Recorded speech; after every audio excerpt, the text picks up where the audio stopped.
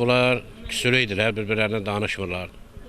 Bu da başqa yerdəydi. Mən elə evdəydim, evdə gördüm ki, xəbər çıxartdı ki, belədir. Mən bu dağdan gedən gördüm ki, vurub qaçıb. Dəstədə 3 ay idi evimdəydi də mənim, getmirdi oraya. 3 ay idi evimdəydi.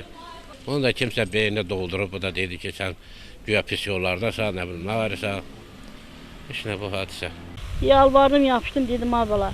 Deyir, sabah söhbət eləyərik. Sabah tezdən gedib, orada məktəbi qalanı kəsib, qaynadasına deyib ki, maşını bir yerə sür.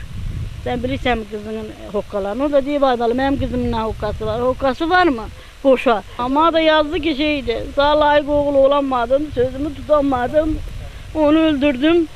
İndi də gedirəm, 10 dəqiqə öz canıma şey eləyəcəm, səni ellərə möhtaç qoyduğum üçün məni bağışlamayacağım, bilirəm. 2 balışdır.